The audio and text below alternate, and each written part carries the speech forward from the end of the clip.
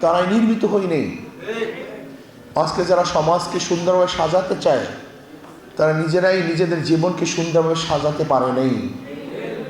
দেখেন, ব্রিটিশদের বিরুদ্ধে বৈষম্য বিরোধী আন্দোলন করেছিলাম, যেহেতু ব্রিটিশরা আমাদের সাথে বৈষম্য করেছিল।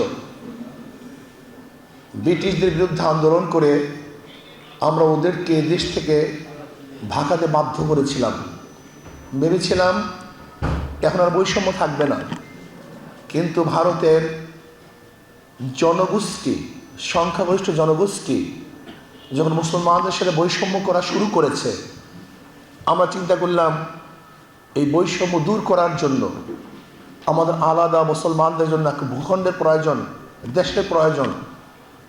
এই বৈষম্য দূর করার জন্যই 47-এ আমরা ভারত থেকে আলাদা হয়ে পাকিস্তান নামে এক দেশ গড়েছিলাম বৈষম্য দূর করার জন্য।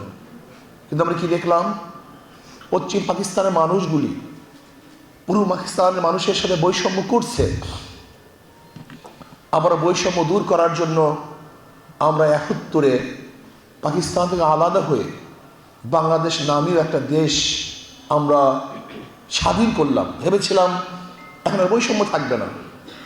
কিন্তু আমার প্রশ্ন, 71 থেকে আজকে 2024 পর্যন্ত যারা এই শাসক ছিল তারা বৈষম্য দূর করতে পারে না। এই বিধায়ী আবার 2024-এ বৈষম্য বিরোধী আন্দোলন শুরু হয়েছিল। বৈষম্য থাকবে না, সাম্য, মানবিক মর্যাদা, সামাজিক ন্যায় বিচার প্রতিষ্ঠিত হবে, প্রত্যেকটা মানুষের অধিকার ফিরে পাবে, যেখানে থাকবে না জুলুম, অত্যাচার, অবিচার, চুরি, ডাকাতি, যেখানে থাকবে না ঘুষ, দুর্নীতি, যেখানে আমার মা বোনেরা ইজ্জত নিয়ে হাঁটতে পারবে, যেখানে প্রত্যেকটা শ্রমিক তাদের অধিকার ফিরে পাবে, যেখানে চাকরিজীবীরা নিরাপত্তায় চাকরি করতে পারবে, ব্যবসায়ীরা চাঁদা মুক্ত ব্যবসা করতে পারবে। এরকম এক দেশ গড়ার জন্যই 2024-এ আমরা ঝাঁপিয়ে পড়েছিলাম। বেশি পাকা টমেটো আর সিক্রেট রেসিপির কম্বিনেশনে তৈরি প্রাউন সস, সসের বস। মানুষ জীবন দিয়েছিল। আপনারা দেখেছেন 2024 4 আগস্ট সেই শাহবাগে বক্তৃতা করেছিলাম যেন আগামীকাল 5 তারিখ জনগণের গণভবন জনগণ দখল করবে।